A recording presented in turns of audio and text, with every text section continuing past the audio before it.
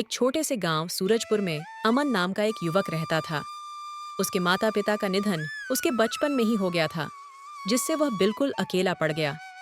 उसके पास न कोई सहारा था और न ही कोई जमीन जायदाद। वह एक छोटी सी झोपड़ी में जीवन यापन करता था। गांव के मुखिया धर्मपाल सिंह एक अत्यंत दयालु व्यक्ति थे। उन्होंने अमन की दयनीय स्थिति देखकर उस पर तरस खाया और उसे अपने यहाँ काम पर रख लिया। रहने के लिए उन्होंने अमन को एक अलग झोपड़ी भी दे दी। समय बीतता गया और अमन बड़ा हो गया।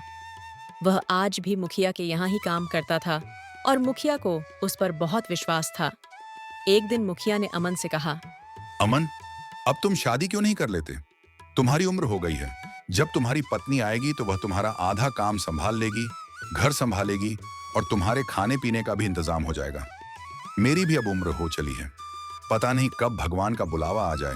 मैं चाहता हूं कि तुम्हारी शादी मेरे सामने हो जाए ताकि मैं तुम्हारे लिए निश्चिंत हो सकूं। अरे मुखिया जी, ऐसी बातें क्यों करते हैं? आपको मेरी उम्र भी लग जाए। आपके सिवा मेरा और कौन है यहाँ? आपने मेरे लिए बहुत कुछ किया है। बचपन से लेकर आज तक आपने ही मुझे माता पिता दोनों का प्यार दिया है। आपका यह उपकार मैं कभी नहीं चुका सकता। उपकार की बातें छोड़ो अमन, बताओ शादी करोगे? लड़की मैं ही देखूं या तुमने किसी को पसंद कर रखा है? नहीं मुखिया जी, मेरी नजर में कोई लड़की नहीं है। आपको जैसा ठीक लगे आप वही कीजिए। मुझे आप पर पूरा भरोसा है। आप मेरे लिए भगवान से कम नहीं हैं। आप जो भी निर्णय लेंगे वह उचित होगा और मेरे भले के लिए ही होगा। अब आप ही मेरे पिता समान हैं। ठीक है भाई, मेरी नजर में तुम्हारे लिए एक बहुत अच्छी लड़की है। और हाँ, तुम शादी के खर्चे की चिंता बिल्कुल मत करना। वह जिम्मेदारी मेरी होगी। आखिर पिता का दर्जा दिया है तो मेरी बात भी माननी पड़ेगी। जी मालिक, जैसा आपको ठीक लगे। मुखिया जी का एक बेटा भी था विक्रम, जो ये सारी बातें सुन रहा था। वह गुस्से से अपने पिताजी के पास जाकर बोला, पिताजी, यह आप क्या कह रहे हैं? आपको क्या जरूरत है अमन की शादी का खर्च उठाने की? ये मत भूलिए कि वह हमारा नौकर है। नौकर से इतना लगाव ठीक नहीं है। ऐसे तो वह सिर पर चढ़ जाएगा। आज आप उसकी शादी के लिए पैसा देंगे तो उसे आदत लग जाएगी। बचपन से आज तक वह हमारे ही पैसों पर पलता आया है और अब आप उसकी शादी भी करवा रहे हैं। क्या आपने उसका ठेका ले रखा है? जबान संभाल कर बात करो विक्रम। वह मेरा नौकर नहीं, मेरे बेटे की तरह है और यह मेरी संपत्ति है। मैं जो चाहूं वह करूंगा। तुम मुझे मत सिखाओ कि मुझे क्या करना चाहिए और क्या नहीं। और यह मत भूलो कि मैं तुम्हारा बाप हूं। पिताजी, आप ठीक नहीं कर रहे हैं। मैं आपका बेटा हूं, वह फटीचर अमन नहीं। आप मेरी तुलना उसके साथ कर रहे हैं। मेरे सामने उसकी क्या औकात है? आप उसकी भोली शक्ल पर मत जाइए। सारे गरीब लोग ऐसे ही होते हैं। एक दिन आपको पता चल जाएगा कि अपना कौन है और पराया कौन। अपने और पराये की बात तो तुम करो ही मत। मुझे अच्छे से पता है कौन अपना है और कौन पराया। पहले जब मैं बहुत बीमार था तब कहाँ गया था तुम्हारा अपनापन? तब अमन ने मेरी कितनी सेवा की, दिन रात मेरी सेवा में लगा रहा। आज मैं जिंदा हूं तो सिर्फ उसकी वजह से। तुमने तो मेरी एक बार भी खबर नहीं ली। तुम अपने नशे में धुत पड़े रहते थे। क्या मैं झूठ बोल रहा हूं? बोलो। और यहाँ आकर मुझे अपने पराये का भाषण दे रहे हो। चले जाओ यहाँ से। लगता है उसने आप पर कोई जादू टोना कर दिया है। इसलिए आप अपने बेटे से ज्यादा उस 2 कौड़ी के नौकर की तरफदारी कर रहे हैं। आपकी उम्र भी तो हो चली है। आपकी उम्र में आदमी शटिया जाता है। अभी एक काम करो, सारा हिसाब किताब मुझे दे दो, नहीं तो आप इसी तरह से सब पैसे लुटा दोगे और मेरे पास कुछ भी नहीं बचेगा। जब तक मैं जिंदा हूं तब तक तुम्हारे हाथ कुछ नहीं आने वाला।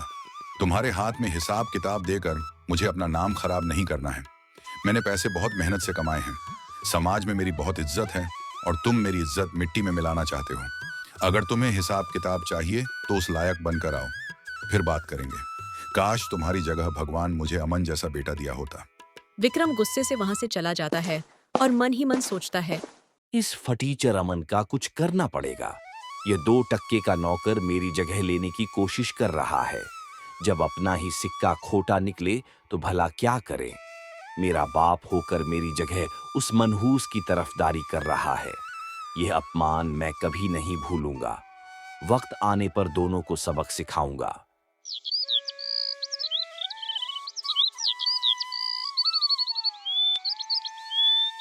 थोड़े ही समय बाद मुखिया अमन की शादी सुजाता से करवा देते हैं, जिससे अमन की जिंदगी और बेहतर हो जाती है। सचमुच सुजाता, तुम्हारे आने से मेरी जिंदगी पूरी तरह बदल गई है। अब तक मैं अपने सारे काम खुद ही किया करता था, खाना पकाना, कपड़े धोना। अब सब तुम संभाल लेती हो, और तुम्हारे आने की वजह से मेरा अकेलापन भी दूर हो गया है। माता पिता तो बचपन में ही गुजर गए, और फिर मालिक ने ही मुझे सहारा दिया। उन्होंने मेरे लिए बहुत कुछ किया है। उनका उपकार मैं कभी नहीं चुका पाऊंगा। आज तुम मुझे मिली हो तो सिर्फ उनकी वजह से। मालिक मेरे लिए किसी भगवान से कम नहीं है। यह बात तुम भी हमेशा याद रखना, और मालिक के मान सम्मान में कभी कोई कमी मत रखना। जी बिल्कुल, आप बिल्कुल सही कह रहे हैं। धर्मपाल चाचा दिल के बहुत अच्छे इंसान हैं। कुछ दिन ऐसे ही बीतते हैं। एक दिन विक्रम अपने पिता से पैसे मांगने आता है। सुनिए पिताजी, मुझे 10,000 रुपये चाहिए। तुम्हें इतने सारे पैसे किस लिए चाहिए? वह मैं आपको नहीं बता सकता, बस मुझे पैसे दे दीजिए।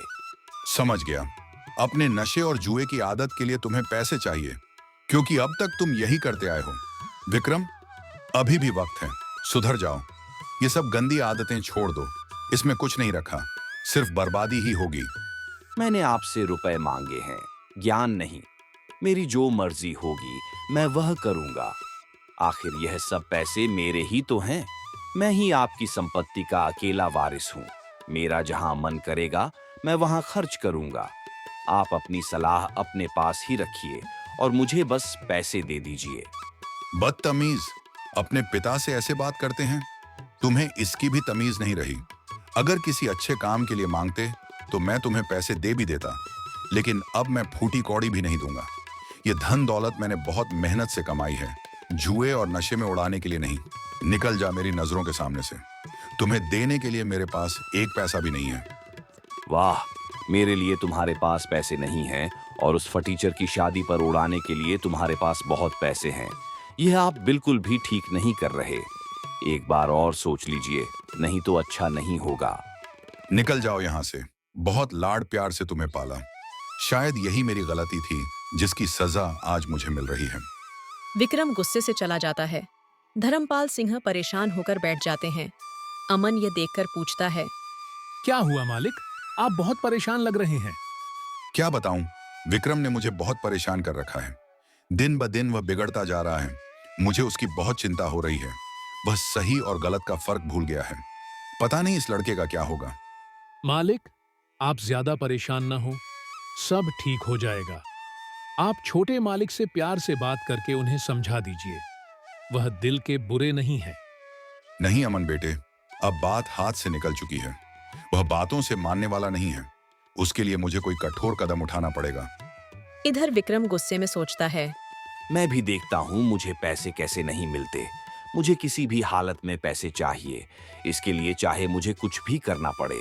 यहाँ भी घी सीधी उंगली से नहीं निकलेगा। मुझे उंगली टेढ़ी करनी ही पड़ेगी। अगले दिन तिजोरी में से 1 लाख रुपए चोरी हो जाते हैं। धर्मपाल सिंह अपने सारे आदमियों से पूछताछ करते हैं, लेकिन पैसों का कोई पता नहीं चलता। तभी विक्रम वहां आता है।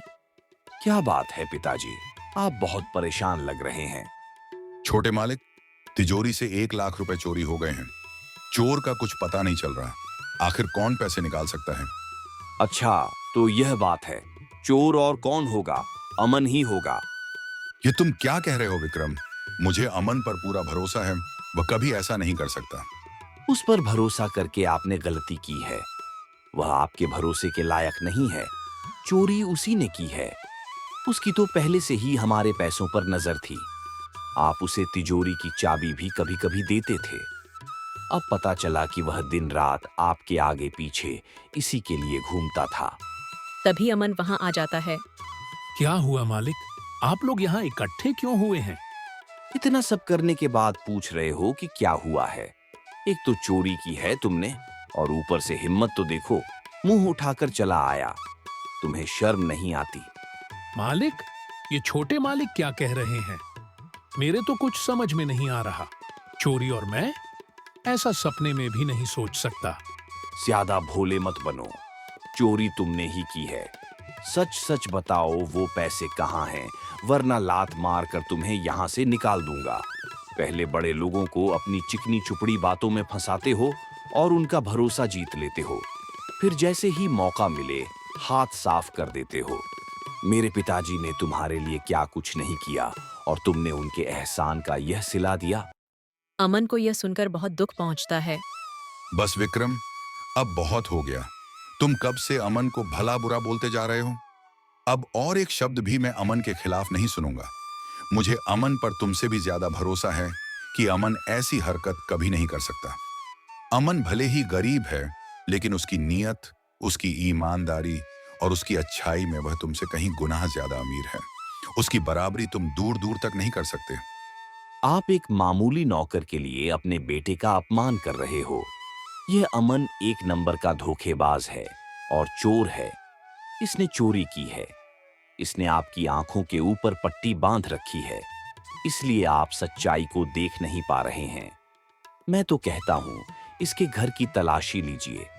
जरूर इसने पैसे वहीं छुपाए होंगे। बस अब बहुत हो चुका विक्रम। मैं अच्छी तरह से जानता हूं कि तुम अमन पर झूठा आरोप लगाकर उसे मुझसे दूर करना चाहते हो। मुझे तो लगता है चोरी उसने नहीं की, बल्कि मैंने तुम्हें पैसे नहीं दिए तो तुमने ही की होगी। आप मुझ पर इल्जाम लगा रहे हो अपने बेटे के बारे में। आप ऐसा सोच भी कैसे सकते हो? आपको इस नौकर पर भरोसा है और अपने बेटे पर नहीं। नहीं है, मैं सबके सामने कहता हूं, मुझे तुम पर बिल्कुल भी भरोसा नहीं है। अच्छा ठीक है, आपको मुझ पर भरोसा नहीं है तो आप बेशक मेरे कमरे की तलाशी लीजिए, लेकिन मेरी एक शर्त है। मेरे कमरे की तलाशी के बाद आपको अमन के घर की भी तलाशी लेनी होगी, तभी दूध का दूध और पानी का पानी हो जाएगा। सबसे पहले विक्रम के कमरे की तलाशी की जाती है, लेकिन वहां पर पैसे नहीं मिलते हैं। देखा, आप सबको नहीं मिले ना पैसे। मैं आपको कब से कह रहा हूं कि पैसे अमन ने ही चुराए हैं। एक बार उसके घर की भी तलाशी लेनी चाहिए। फिर अमन के घर की तलाशी ली जाती है और अमन के घर में पैसे मिल जाते हैं। यह लीजिए मालिक, पैसे अमन के पलंग के नीचे रखे थे। यह देखकर अमन को बहुत बड़ा धक्का लगता है कि आखिर उसके घर में पैसे कहाँ से आए। देखा पिताजी, आपसे मैं कब से कह रहा था कि पैसे अमन ने लिए हैं, लेकिन आपने मुझ पर भरोसा नहीं किया। अब पता चला कि आपका अपना कौन है और पराया कौन। मुखिया धर्मपाल सिंह को भी बहुत बड़ा धक्का लगता है। वो कुछ भी नहीं बोलते हैं, बस चुपचाप खड़े रहते हैं। बोलिए ना, अब आप चुप क्यों खड़े हो? नहीं मालिक, ये सच नहीं है। मैं नहीं जानता मेरे घर पर पैसे कैसे आए, लेकिन मैं ऐसा काम कभी नहीं कर सकता। मैं चोरी कभी नहीं कर सकता। मालिक, मेरा भरोसा कीजिए। चुप कर धोखेबाज। आज तुम्हारी वजह से पिताजी को कितनी ठेस पहुंची है। वह तुम पर कितना भरोसा करते थे। मुझसे भी ज्यादा तुम पर भरोसा था। तुमने उनके साथ विश्वासघात किया है। तुमने आज पिताजी का दिल तोड़ दिया है। सबूत सबके सामने है कि चोरी तुमने ही की है। अब और कहने को बचा ही क्या है? पिताजी, मैं तो कहता हूं इस धोखेबाज को पुलिस के हवाले कर देते हैं। नहीं मालिक, मैंने चोरी नहीं की है। आप तो मेरे लिए भगवान समान है। मैं आपके घर में चोरी नहीं कर सकता। पिताजी, ऐसे लोगों को छोड़ना नहीं चाहिए। मैं अभी पुलिस को बुलाता हूं। नहीं, तुम पुलिस को नहीं बुलाओगे और चलो यहाँ से। लेकिन पिताजी, आप इसे ऐसे कैसे छोड़ सकते हो? इसको सजा तो मिलनी चाहिए। मैंने कहा ना, तुम नहीं बुलाओगे पुलिस। मुझे कोई शिकायत दर्ज नहीं करवानी और चलो यहाँ से। मुखिया जी वहां से चले जाते हैं। भावना, ये क्या हो गया? आज मैंने अपने भगवान समान मालिक का दिल दुखाया है। उन्हें कितना बुरा लग रहा होगा। वह तो अंदर से पूरे टूट चुके होंगे। लेकिन आपकी तो कोई गलती नहीं है। और ये पैसे हमारे घर पर कब आए, किसने रखे? ये जरूर किसी का षड्यंत्र है आपको फंसाने के लिए। वो तो मैं नहीं जानता भावना। मुझे इस वक्त मेरे मालिक की चिंता हो रही है। न जाने वह मेरे बारे में क्या क्या सोच रहे होंगे। मुझे कैसे भी उनसे बात करनी ही होगी। मेरी बात सुनिए, अभी आपका वहाँ जाना ठीक नहीं होगा। आपने देखा नहीं, आपकी बात किसी ने नहीं सुनी। कोई भी आप पर भरोसा करने के लिए तैयार नहीं है। यहाँ तक कि धर्मपाल सिंह चाचा ने भी आप पर भरोसा नहीं किया। वो बिना कुछ बोले ही चले गए। मालिक की इसमें कोई गलती नहीं है। उनका दिल टूट चुका है। भले ही मैंने चोरी नहीं की है, लेकिन सबके सामने वह पैसे मिले हैं और यह साबित हुआ है कि मैं ही चोर हूं। मुझे कुछ समझ नहीं आ रहा। मैं अपनी बेगुनाही कैसे साबित करूं? मालिक को कैसे समझाऊं? अभी इस वक्त आप किसी से बात मत कीजिए, कुछ दिन बीत जाने दीजिए, फिर धर्मपाल सिंह चाचा से बात करना। और दूसरे दिन सारे गांव में ये बात फैल जाती है कि अमन ने मुखिया धर्मपाल सिंह के घर से पैसे चुराए हैं। सारे गांव वाले अमन को देखकर बातें बनाने लगते हैं। अमन को लोगों की बातें सुनकर बहुत बुरा लगता है। अमन मुखिया जी की एक झलक देखने के लिए घंटों तक उसके घर के बाहर खड़ा रहता है, क्योंकि उस दिन से मुखिया जी ने घर से निकलना भी बंद कर दिया था। कुछ दिन ऐसे ही बीत जाते हैं। सुनिए जी, घर का राशन खत्म होने को आया है। आटा बस 2 दिन का ही बचा है। आप अपने मालिक के भरोसे और कितने दिन बैठेंगे? मुझे नहीं लगता कि अब वह आपको काम पर बुलाएंगे। आप कुछ और काम देख लीजिए, नहीं तो हमारे घर का गुजारा कैसे होगा? हमें भूखे रहने की नौबत आ जाएगी। तुमने मुझे पहले क्यों नहीं बताया कि घर का राशन खत्म हो गया है? अब बता रही हो। कैसे बताती? आप दिन रात सोच में डूबे रहते हो, ना ठीक से खाते हो ना सोते हो। मेरी मानिए, आप उस बात को भूल जाइए और आगे बढ़िए। मैं अभी गांव में काम देख कर आता हूँ। शायद किसी के पास कोई काम मिल जाए। फिर अमन गांव में निकल पड़ता है और एक दुकानदार से पूछता है। राम राम भैया, मैं काम की तलाश में हूँ। मुझे काम की बहुत जरूरत है। घर की हालत बहुत खराब है। क्या आपके यहाँ कोई काम मिल सकता है? आपकी बड़ी मेहरबानी होगी। तू वही चोर अमन है ना, जिसने मुखिया के यहाँ चोरी की थी? मेरे पास तेरे लिए कोई काम नहीं। क्या पता कल को तू मेरी दुकान से कुछ चुरा ले। निकल यहाँ से। अमन को यह सुनकर बहुत दुख पहुंचता है। वह वहां से चला जाता है। फिर एक दिन सेठ धनीराम के पास जाकर काम के लिए पूछता है और सेठ मान जाता है। ठीक है भाई, तुम कल से काम पर आ जाना। वैसे भी बहुत काम पड़ा है। मुझे 3-4 लोगों की जरूरत है। आपका बहुत बहुत धन्यवाद सेठ जी। मैं कल से आ जाऊंगा। तभी वहां पर सेठ की पत्नी लक्ष्मी आ जाती है। ये आप क्या कर रहे हैं? कोई जरूरत नहीं है इसको काम पर रखने की। आपको पता नहीं है इसने क्या किया है? भलाई का जमाना नहीं है। आप इसको काम देकर भलाई करने जाओगे और कल को ये आपका घर साफ कर देगा। आजकल के लोगों का कोई भरोसा नहीं है। मुखिया जी की यही गलती थी। उन्होंने इस पर भरोसा कर काम पर रखा था। यहाँ तक कि बचपन से इसे पाला, इसकी शादी भी करवाई। फिर भी इसने उनके साथ बेईमानी की। अगर अब भी आपने इसे काम पर रखा तो मुझसे बुरा कोई नहीं होगा। ठीक है, भाग्यवान नहीं रखूंगा। अमन, तुम जाओ भाई। तुम्हारी वजह से मैं मेरे घर में झगड़ा नहीं चाहता। मैं तुम्हें काम पर नहीं रख सकता। तुम कहीं और जाकर काम देख लो। अमन निराश होकर वहां से चला जाता है। इधर अमन की पत्नी सुजाता को भी गांव की औरतें ताना मारती हैं। अरे देखो, यह उस अमन की पत्नी है ना। मैंने तो सुना है दोनों पति पत्नी की मिली भगत है। जो मुखिया जी जैसे अच्छे आदमी को फंसा के रखा था इन दोनों ने। लेकिन सच्चाई ज्यादा दिन तक नहीं छुपती। इन दोनों को रंगे हाथ पकड़ा है। इनके घर पर नगद रुपए मिले हैं। सुजाता को उनकी बातें सुनकर बहुत बुरा लगता है। वह घर चली जाती है। घर पर अमन को देख सुजाता पूछती है। क्या हुआ जी? आप तो काम देखने गए थे ना, मिला क्या? नहीं सुजाता, देखने गया था, लेकिन वहां पर काम नहीं था। कल फिर जाकर देखता हूँ। और तुम तो सब्जी लेने गई थी, लेकिन सब्जी तो कहीं दिख नहीं रही है। क्या हुआ, सब्जी नहीं लाई? उस सब्जी के दाम कितने बढ़ गए हैं। दाम सुनकर ही मैं वापस आ गई। मैंने सोचा दाल चावल ही बना देती हूँ।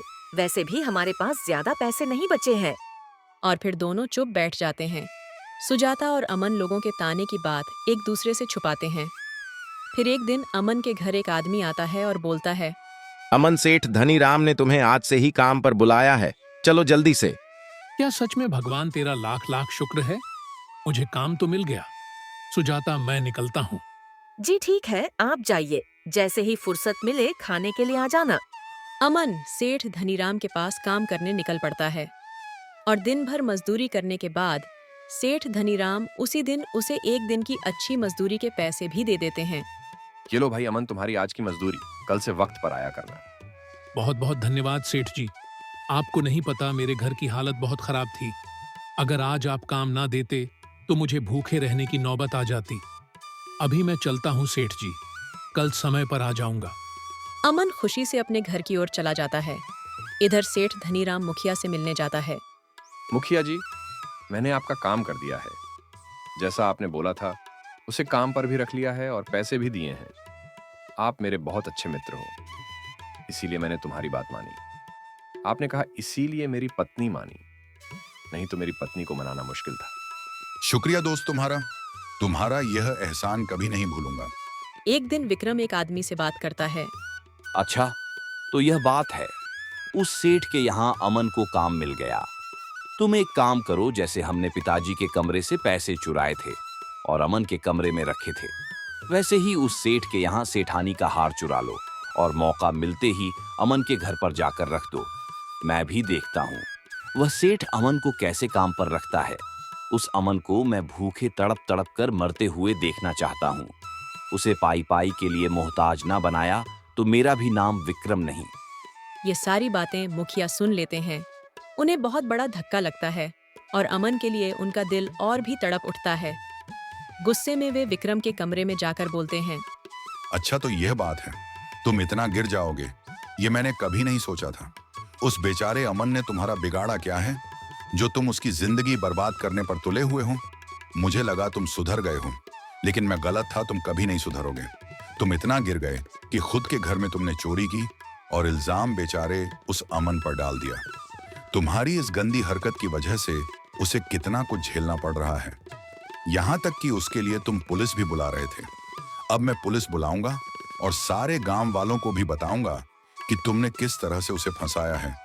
तुम ऐसे नहीं सुधरोगे। तुम्हारा क्या भरोसा, कल को तुम उस बेचारे की जान ले लोगे। तुम्हारा फैसला कल होगा सबके सामने। विक्रम कुछ भी नहीं बोलता, चुपचाप खड़ा रहता है। मुखिया वहां से चले जाते हैं और अगले दिन मुखिया सारे गांव वालों को अपने बेटे की सच्चाई बताते हैं और उसके बेटे की वजह से अमन को जो झेलना पड़ा, उसके लिए मुखिया उसे अपनी 10 एकड़ की जमीन अमन के नाम करते हैं ताकि उसे कभी किसी पर निर्भर ना रहना पड़े। और उसका नौकर भी डर के मारे सच बता देता है। पुलिस भी बुलाई जाती है और विक्रम और उसके नौकर को गिरफ्तार करके ले जाती है।